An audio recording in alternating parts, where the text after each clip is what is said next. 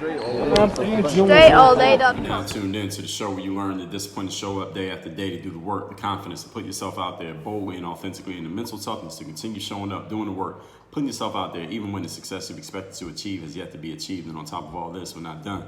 You get a huge dose of personal initiative, which is the go-getter energy that moves any one of us, including yourself, to go and make things happen instead of waiting for things to happen. And then we put all this together into a bunch of frameworks, several different approaches, a lot of strategies, many options, a slew of philosophies, a bunch of books, this daily masterclass, all under the umbrella that is called Work on Your Game. My name is Dre Baldwin, also known as Dre All Day, and welcome to the show. And today we are covering how to judge character.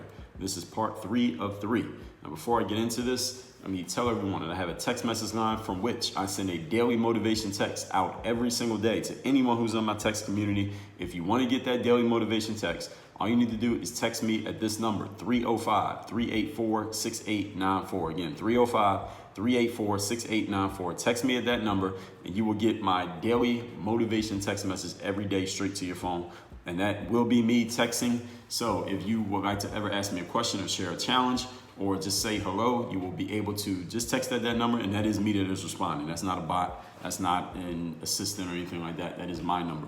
That number is also down below in the show notes as well. So this topic, we're talking about how to judge character, part 3. As I explained in part 1 and part 2, the people that you have around you will either push you further and faster to success, or they will pull you faster and more quickly down for a harder fall on failure. So you need to be a very good judge of character, because a person's character is really going to determine how much their presence affects your life. Their character, not their personality, not what everybody thinks about them, not their influence, but their character.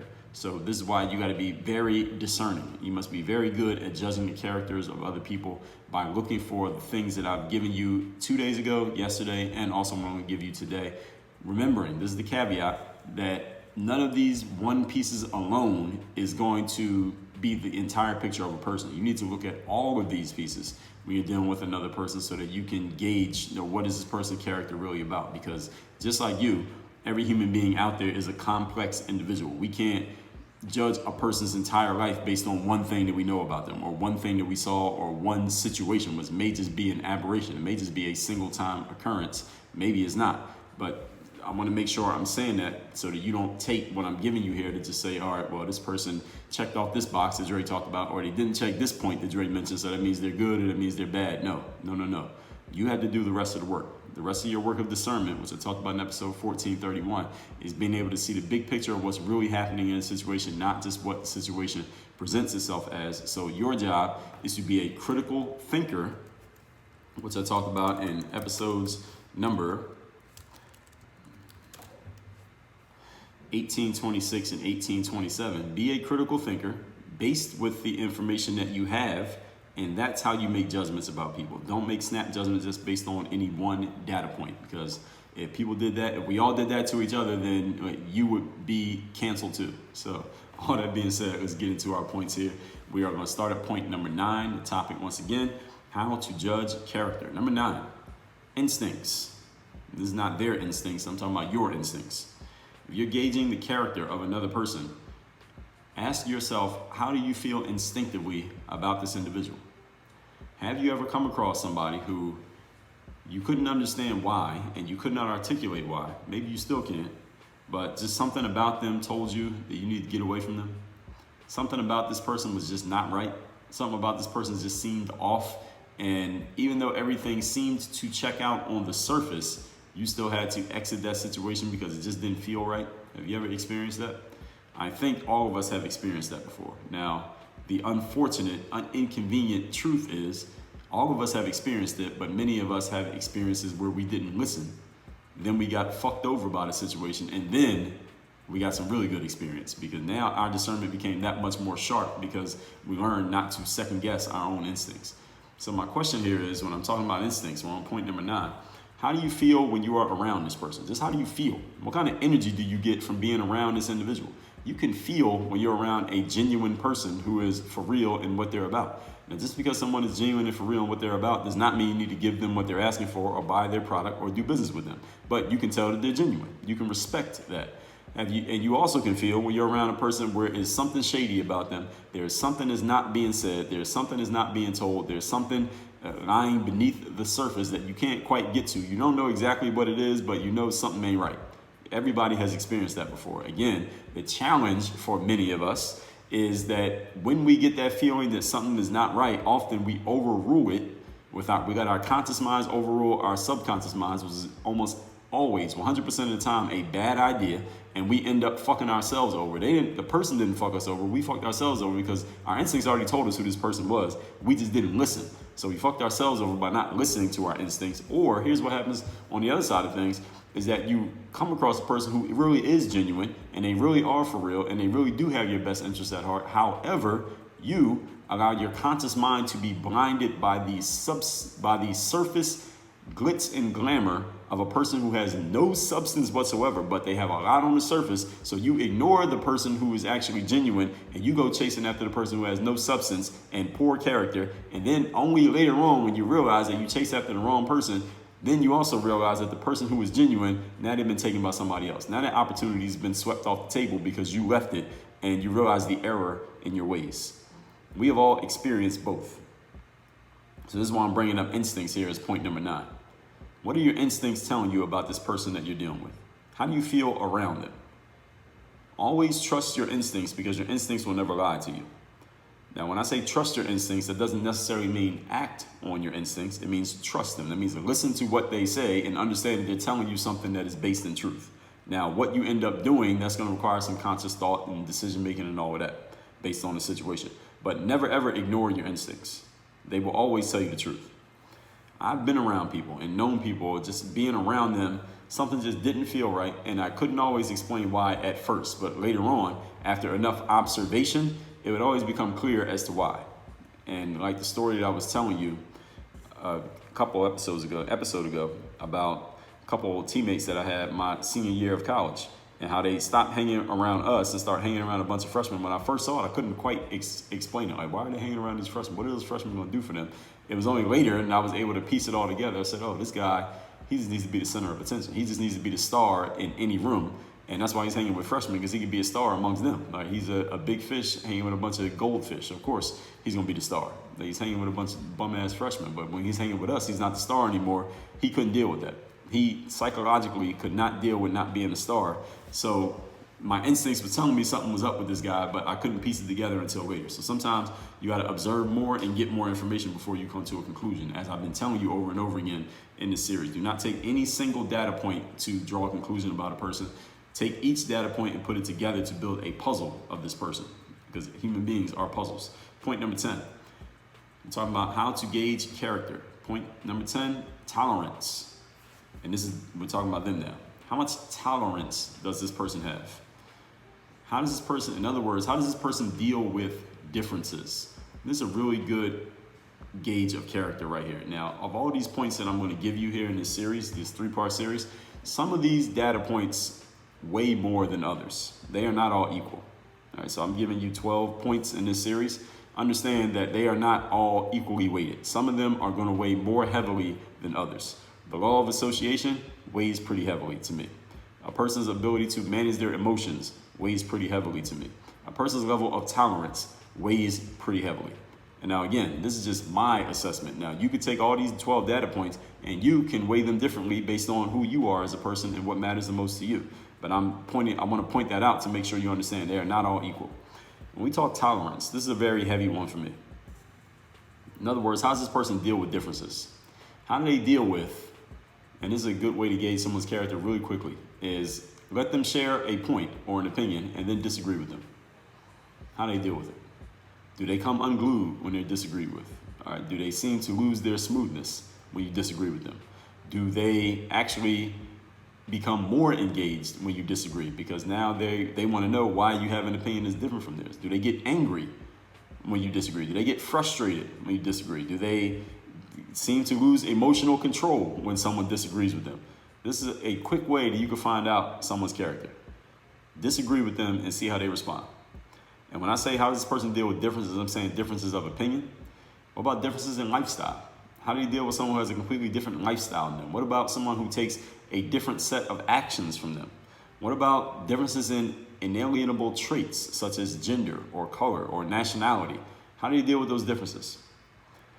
As a person who's a coach and a person who has, I've mentioned this, I've received over 3 million, might be even closer to 4 million messages over the years through all the platforms that we have. People tell me things that they don't tell a lot of people. People tell me things about their lives and things that they would not put on their Facebook page for the whole world to see. And they are willing to tell me things like that and share those type of intimate things and things that are secrets to them in their lives because they see me as the type of person who has a high tolerance level. I'm open to differences in opinion. I'm open to differences in lifestyle, differences in actions, differences in traits, gender, color, nationality. I'm open to it. I have friends from every continent, different races, different opinions, different political leanings, different lifestyles, different actions. And people are willing to tell me that stuff because I have this high level of tolerance. And what I'm telling you to do here, as we're talking about judging someone's character, is you want to know what their level of tolerance is, because theirs may be way more narrow than yours. You have a very wide tolerance for things, but this person has a very narrow tolerance. What's going to happen when your level of tolerance gets outside the bounds of what they're willing to tolerate? What's going to happen? Are they going to become super uncomfortable? Are they going to become emotionally unglued? Are they going to start attacking because they just don't understand or they don't want to understand something that's outside of what they're used to? These are things that you want to think about before you go in too deep with anyone. Everybody got it? I personally, when we talk tolerance, I know people who are strippers. I know drug dealers. I know drug addicts. I know prostitutes. I know people with closeted sexual preferences. And I'm not telling you that to impress you, but to impress upon you that because of my level of tolerance, I have a very wide, when it comes to associates, I'm not saying necessarily friends, not necessarily people I'm going to be doing any type of business with, and you may never even see me in a picture with any of these individuals, but I have a very wide range of associates simply because of my tolerance level. My tolerance level being high enough that different types of people from different types of backgrounds and who live in completely different worlds are willing to associate with me because they can gauge instinctively that I have the tolerance to accept who they are and even what they're doing, even though I may not personally partake. And at the same time, those people can also instinctively gauge, yes, I can tell him that I do these things, but at the same time, I'm not going to ask him to get involved. They can tell that as well. This is all inferences and instincts. And the better in touch with your instincts you are, the better you'll be able to gauge these things about people without needing them or you to make it explicit. What I'm doing here on this show is making it explicit so that you can consciously think about these things and get back in touch with those instincts because they're already there inside of you. You just got to get better at listening to them. Point number 11. Today's topic, once again, we are on part 3 of 3, how to gauge character. Number 11, language and vocabulary. This is an important one that you may not have thought of, and I'm going to explain why this is an important aspect of gauging a person's character. Their language and vocabulary, because this is something that, you can choose your language and vocabulary. You can choose to curse and you can choose not to curse. You can choose to say certain words. You can choose not to say certain words. So why is this part of someone's character? You want to know how a person, you want to notice rather, how a person speaks. Notice the words that they use. Notice also the energy behind their speech, their nonverbal communication. Are they confident and open when they speak? You want to note their choice of words. This choice of words means a whole lot, and I'm going to explain a little bit more about that in a second. But what words does this person use when they have options of what word they choose? Why did they choose that word? How does a person talk? How does this person talk when they're frustrated or annoyed or angry? Can this person express themselves clearly when they have something to say, or do you find yourself constantly needing to interpret what this person says so you can understand what they actually mean? How much interpretation do you need to do when another person is talking? I don't mean interpret like they're speaking a different language, literally a different language, like someone speaking Spanish and another person speaking English. I mean, let's just say you and that person are both speaking English. When they say something, do you need to kind of read between the lines of what they're saying to understand what they actually mean? Or are they really good at explaining exactly what they mean to the point that you don't have to interpret anything and you know exactly where they stand? Again, there's another data point, another piece of the puzzle that tells you a little bit more about this person's character. Studies have shown that a person's vocabulary, the width and the depth of a person's vocabulary, is a key indicator of not only their intelligence, but also their propensity for negative behaviors. That a study was done years back on people who were incarcerated, prisoners, and they found that the people who were incarcerated in general, just the general population of incarcerated people of the sample size they used for the study, generally had a much smaller vocabulary than people who had never been into the incarceration system. They had never been in the system, never been arrested, never been imprisoned. That imprisoned people as a whole, generally speaking, as a general rule, just have less vocabulary skills than people who are not criminals. Why is that? I'll explain to you why it is.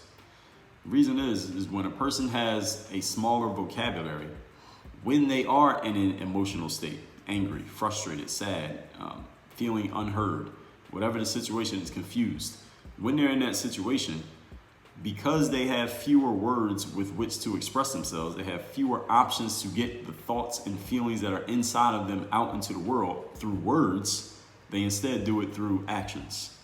And again, the energies that more quickly move us to action are negative energy. Negative energy moves us to action faster than positive energy. All right, someone will take action on being angry faster than they will take action on being happy. So, a person who does not have a wide vocabulary, they don't have the option, they don't have the methods for expressing themselves when they're feeling some type of negative energy. So since they can't say it, they go do something.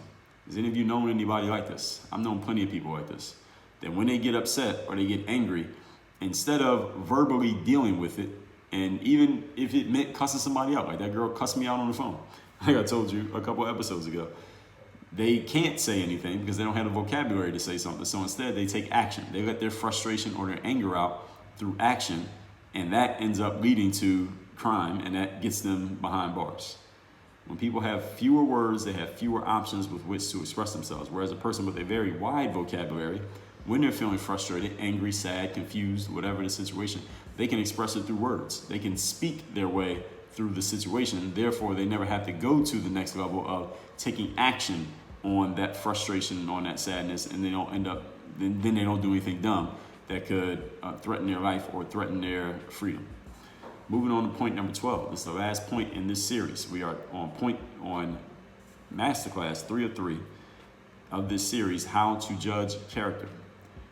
Respect and general temperament is what you want to look for. And when I say respect, I don't mean the respect that they get from other people, even though they can be part of it. I mean, how much respect do they show to other people? Are they a respectful individual?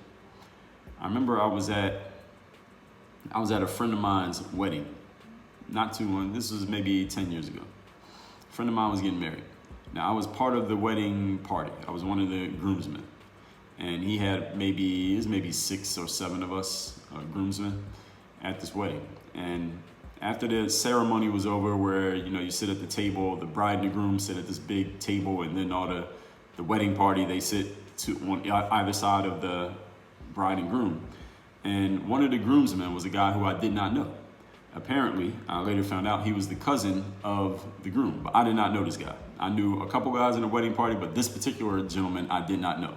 Now, he was a little bit younger than me, guy a little bit shorter than me, but it was clear to me that this guy had very, very strong aggression, very, very strong aggressive energy in him. Now, mind you, we're at a wedding. All right, it's his cousin's wedding. Now, this guy is not family. The guy who was getting married is not a family member of me. He's a friend of mine. But this guy who was sitting next to me at the dinner, this is his cousin's wedding. So it's not like I don't think he was thinking about fighting anybody at the wedding. But while we're sitting down to eat dinner, we're sitting at this long table, and it's not a super amount of space in between each one of us at the table. But this guy's sitting at the table, and he spreads his legs, opens his knees, and his legs are hitting my leg. And it wasn't barely touching, his leg hit my leg. And when his leg hit my leg, I turned, he was sitting to my left, I turned and looked at the guy, and he didn't even turn his head. He didn't even acknowledge that I knew he could feel that I was looking at him, but he didn't even acknowledge it. I guess this was just him letting out his aggression. I guess this is just one of the ways that he was, I don't know, maybe establishing his dominance. I don't know what exactly he was doing. Now, again, we're at a wedding, so nothing's going to happen here. I didn't even say anything to the guy. Normally in a situation like that, I would say something to the person, but I didn't say anything to this guy in a moment. And then after the fact, later on, I was talking to the groom, with whom I am still in touch, and I told him this story. And I was like, yo, at your wedding, this happened, and he just started laughing. And then he told me a little bit about his cousin, this guy who's ready to get bumped me. And he's like, yeah, this guy, he just has that aggressive energy in him. He's just very, very, very aggressive guy. And the point that I'm making here is, there's still on point number 12. We're talking about respect and general temperament. When you're gauging the character of another person, you want to find out, what is their baseline energy like?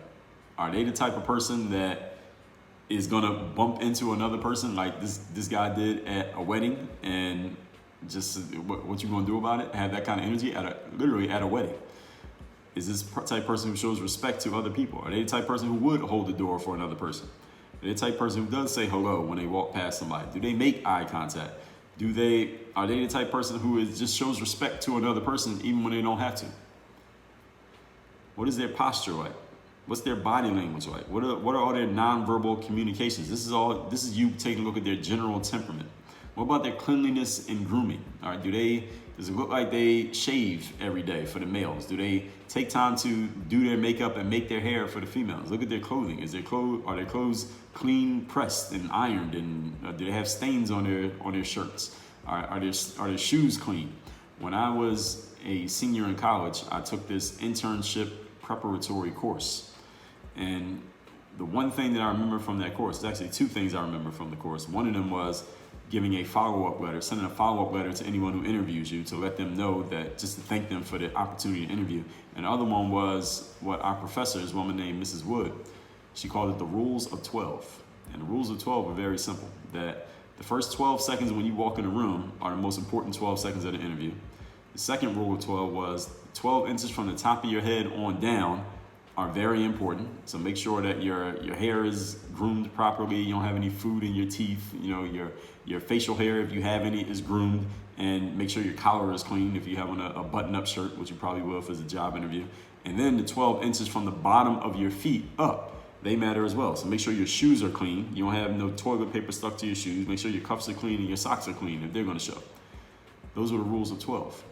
And I'm bringing that up to say this. That's the cleanliness and grooming part when we talk respect and general temperament. And if you notice, next time you go out and you meet a person, next time you're introduced to somebody, you meet someone new, you're going to notice them taking in all your rules of 12, at least the physical ones. You're going to notice them looking at the top of your head on down. It's usually they're looking at your face, but they're seeing everything else in their periphery, and they're going to look you up and down. They may not do it right in front of you. They might try to do it more subtly when you're not looking, but they will look. They want to see what you have on your feet. They want to see, what kind of socks you got on. Are your shoes clean? They're noticing these things. They usually won't say anything, but they are noticing. People are always picking up on your rules of 12, and that first 12 seconds matters a lot. General temperament. This is something that you want to know about the character of another person. How do they deal with someone whom they do not need to show respect to? How do you deal with someone who they could get away with being disrespectful, disdainful, or dismissive of? How do they deal with that person? This tells you a lot. How patient is this individual when someone is late or just things overall get behind schedule? I know I mentioned this story on my show. This had to be a few months ago, maybe a year ago. I was living in a building. I mentioned it a few months ago or a year ago, but this story happened probably over 10 years ago. I was living in this building. I was on a pretty high floor, and I'm mentioning that to frame the situation because I was going down the elevator, or I was attempting to go down the elevator. I was pushing the button, waiting for the elevator, but the elevator was not coming. Now, in this building, there were 4 elevators, but sometimes one elevator was being worked on because it was such a tall building. There'd be issues with the elevator, so sometimes the elevator would be being worked on, or somebody's moving in or out, then one elevator was not available because people are moving in and out, so that becomes a service elevator. And when you take a building that has 4 elevators and you cut it down to only 2, you realize how much those elevators get used because things get really, really slow. You would think things would still be pretty fast, but they actually are not. So this particular afternoon, I hit the button to go down. I'm the only one standing over there at the elevator bay waiting to go down. And the elevator's taking forever. So then more people came to the point that it was like 7 of us standing there in the middle of the afternoon waiting to go down the elevator. And we are not really seeing too many other options because we were on such a high floor that you're probably not going to take the stairs. It was a very long way down. And this woman, I could tell English was not her first language, but her English was very clear. She knew how to speak English. She was fluent. And she had an accent. That's how I knew English wasn't her first language. And she picks up her phone. She's getting annoyed. She's pushing the button. You know when you're waiting for the elevator and the button has already been pressed and you can see that the button is lit up and a person comes along and they are either they're very impatient or they're just feeling a little bit uncomfortable. So even though they can see that the button's been pressed, they go press it again. You ever seen anybody do that? Or if someone's waiting for the elevator and they're getting impatient because it's taking too long, they start pressing the button over and over again. Like that's gonna make the elevator come faster. If you just keep pushing the button really, really hard, that the elevator will realize that you're angry and it will show up. So she started doing that. She's pressing the button. Elevator is not coming. We're waiting on the elevator. She opens up her phone and she calls the front desk of the building. And the front desk answers, and she has someone with her. I think she mentioned she was calling the front desk. So she picks up her phone. You can just see the frustration on her face and in her body language. She's just showing all this frustration and anger. And it's really funny to me when people do that because it's like, all right, you're mad because the elevator is taking long. You showing these other humans up here that you're frustrated is not going to make the elevator move any faster. But this is a sign, for me, it's a sign of a lack of emotional control on this woman's part. I never saw her before, never saw her again, as a matter of fact. If I did see her, I didn't know it was her. So anyway, the front desk, they answer the call on the first ring. Because people that sit down there all day, 24 hours a day. So they answer the call on the first ring. And this woman, through her accent, she says, "Hey, I am on floor number XXX, and the elevator is not coming, and I will be very angry if you don't fix this right now." And then she just hung up on it. He just hung the phone up. And these are the guys at the front desk. All right? These are not elevator engineers. Their job is to sit at the front desk, say hi to you when you walk in, and check in guests and call somebody's apartment and say, hey, Mr. Johnson, you got Pizza Hut here. Hey, Mrs. Jones, you have Lisa here to see you. That's their job. All right? They don't know anything about operating an elevator or what elevators are so. So she calls them, cusses them out, not cussed them out, but chewed them out for 10 seconds, and then just hung the phone up on them. And I'm standing there watching her do this, and I just started laughing. And I know that my laughing probably made her more frustrated, but she didn't say anything. I'm just laughing because it was funny that everything that I'm thinking now and telling you the story, I was thinking then. And I'm like, all right, what is yelling at them going to do? All right, it's not going to make the elevator come any faster. Eventually, the elevator did come. That's the happy ending to the story. I'm no longer stranded in that building. But the point is, general temperament. How patient is someone when things are late or things are not going the way that they want them to go? And even when someone does get impatient, because we all get impatient. Now, I don't know where I was going that particular day, but I guess I had enough time built into my schedule that I wasn't feeling so anxious about the fact the elevator was taking forever, even though she was. Maybe she had somewhere to be that was very urgent. I understand. But at the same time, how does someone express that when they're feeling impatient, when they are up against the deadline, when they are running out of time? How do they express it? Like, do they come unglued like this woman, or are they able to handle it in a more mature way? All of these pieces are part of the puzzle of someone's character. Let's recap today's class, which is part 3 of 3, how to judge character in another person. Number 9, trust your instincts. How do you feel around this person? Just your general energy around a person. Always trust your instincts because they will never lie to you. After enough observation, it will always become clear as to why you get certain feelings around certain people. Number 10, judge their level of tolerance. How does this person deal with differences of opinion, lifestyle, actions, traits? People tell me things that they don't tell a lot of other people because they gauge that I have a high tolerance level and that I will be accepting of it. I know people from all different types of worlds that other people that I know would not be accepting of these types of individuals. People like strippers, drug dealers, drug addicts, prostitutes, people with closeted sexual preferences. I know people in all of these worlds, and these people are willing to share with me because they know that I'm going to be tolerant of it and I will not judge them, either to their face nor behind their backs. Number 11, language and vocabulary. How do they speak? Are they confident and open when they talk? Note their choice of words. How do they talk when they're frustrated or annoyed or emotionally piqued? Can they express themselves clearly, or do you always need to interpret what they're saying to figure out what the hell they mean? Vocabulary is a key indicator of intelligence and propensity for poor behavior. Less vocabulary, smaller vocabulary usually means a person is more prone to, has been proven, people are more prone to violence when they have less vocabulary, and it makes sense because they don't have any other way of expressing themselves but through action. Number 12, respect and general temperament of others and of themselves. Look at their posture, look at their body language, look at their cleanliness and grooming, the rules of 12. How do they deal with someone who they do not need to show respect to and they could get away with dismissing or being disdainful of? How patient is this person when someone is late or things are just behind schedule or things are not working in their favor? Everything that I've said through these 3 episodes, ladies and gentlemen, I'll say one more time. These are all puzzle pieces. Do not take any one point and think that you can gauge a person's entire being based on one point in one situation that you saw. Now, some of them do way more than others, but again, put these all together as a big puzzle. All right, they are no one point is necessarily the entire picture of another person. Again, look at your own life. Would you want someone judging you based on any one data point that they can find? Probably not. So send me a text, everybody who's listening to this. If you want to get my daily motivation, it is 305-384-6894. Send daily motivation text to your phone every single day. And anyone who's interested in being coached by me one-on-one, there's only one place I offer one-on-one coaching, is in my 3rd-day mastermind. It's for professionals out there who want more accountability. You want to make sure you have a strategy in place, a plan in place, make sure we are working it. You want a person that you can talk to on a regular basis, bounce ideas off me, ask for assistance on working through certain situations, things that may come up. I'm your guy for that. That's the 3rd-day mastermind. You can get into that by going to the link down below. It is workonyourgameuniversity.com/call. You set up a Zoom call. I want to find out who you are, what you're about, where you're at, where you want to go, what your challenges are, what's working, what's not, and how we can get you where you want to be. Work on your game. Dre, all day.